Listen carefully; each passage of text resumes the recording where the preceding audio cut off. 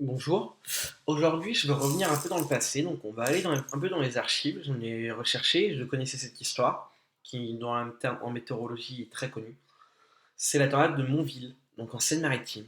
Et oui, on a connu la tornade la plus meurtrière en France, et l'une des deux plus fortes tornades qu'ait connue la France. Une tornade de niveau EF5, c'est-à-dire des vents à plus de 300 km à l'heure, précisément des vents supérieurs à 320 km à l'heure dans notre cas. Elle a parcouru une distance de 15 km. C'est une distance minimale, peut-être qu'elle a parcouru plus. Elle avait une largeur moyenne, que vous imaginez la largeur de la tornade, de plus de 300 mètres. Elle a atteint 500 mètres apparemment. Donc elle a traversé les communes de Saint-Jean-du-Cardonnet, La Houlme, Le Houlme, Malonnet, Essette, Montville, Encomeville, Claire et Grugny. Dans un type de terrain justement où c'était des zones urbaines, des zones industrielles, également des territoires agricoles, des forêts et des milieux semi-naturels. Donc les principaux des dégâts, c'est des milliers d'arbres de toutes sortes, de toutes tailles, déracinés, des arrachés, voire dépouillés, des arbres gigantesques emmenés 40 mètres dans les airs et emportés très loin, des maisons écroulées ou détruites, des débris de toutes sortes retrouvés à 30 km de Montville, pour vous dire à quel point c'était très très très important. Certaines images seront diffusées d'ailleurs sur cette tornade dans la vidéo qui est présente, et vous les avez peut-être déjà vues.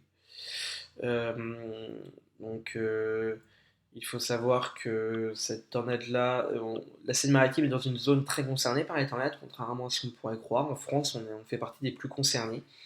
C'est-à-dire qu'on a des tornades assez régulièrement, pas de forte intensité.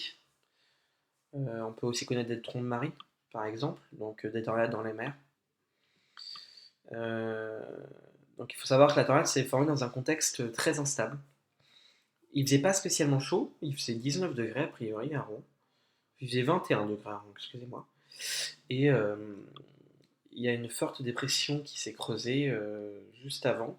On a peut-être même connu, voilà, c'est ce qui me semble, je regarde un peu les cartes que j'ai sous mes yeux, où on aurait peut-être connu une bombe météorologique cette année-là, puisqu'on a eu une très forte baisse de la pression atmosphérique en moins de 24 heures, où on a perdu quoi, de 1015 à 990 hectopascales, quasiment 20 hectopascales en l'espace de quelques heures, de 14 heures précisément.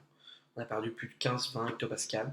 C'était peut-être une bombe météorologique à cette année-là, dans un environnement très dynamique, très venteux, très instable, peut-être orageux. Donc effectivement, ça a permis la formation d'une tornade violente, autant que celle voilà, que nous avons connue. Je vais vous lire un témoignage qui résume l'ampleur du désastre à Montville. Un affreux malheur est arrivé dans la vallée de Maloney. Vous en avez sans doute la nouvelle par les journaux de Rouen en même temps que par cette lettre. Mais ce serait à n'y pas croire si l'on ne recevait la confirmation de différents côtés. 3 grandes filatures ont été entièrement rasées et leurs débris lancés au loin par une trombe. Les plus forts arbres du voisinage ont été déracinés ou coupés en deux par le vent, et également lancés par une grande distance. Chaque filature ne forme qu'un monceau de ruines, où les débris des constructions entassées avec les métiers de toutes sortes ont enseveli une grande partie des malheureux ouvriers occupés à leur travail.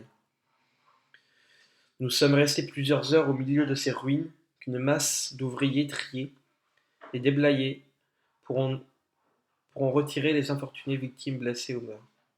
Dès qu'il se présentait un vide formé par la rencontre des décembres, on s'y glissait et l'on écoutait pour chercher à saisir le souffle de quelques malheureux ensevelis.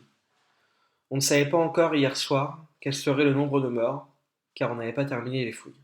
Une partie des ouvriers s'est trouvée protégée sous des espèces de voûtes, formées de distance en distance par la chute des matériaux, et a heureusement pu s'échapper. Donc voilà un témoignage d'une personne qui était à Montville cette année-là. Et on peut voir l'ampleur voilà, du désastre qui a eu lieu cette année-là. Et il faut rappeler, je pense, ça qu'on a eu en Seine-Maritime. Et voilà, donc je vous rappelle le nombre de morts, 75 morts cette année-là. Et il faut savoir, des tornades de ce type-là, on peut toujours en connaître. Il suffit d'une supercellule, on ne sait jamais, on ne peut pas prévoir. Il suffit du contact, il faut qu'il y ait du dynamisme, comme je vous l'ai dit, du cisaillement, de l'hélicité. Donc vous imaginez une gouttelette d'eau, il faut qu'elle puisse tourner. Le cisaillement, c'est le croisement des vents, on en avait parlé dans un cours météo que je vous ai fait la dernière fois. Donc voilà, c'était peut-être dans un contexte évidemment très cisaillé, avec cette bombe météorologique, comme je l'ai rappelé.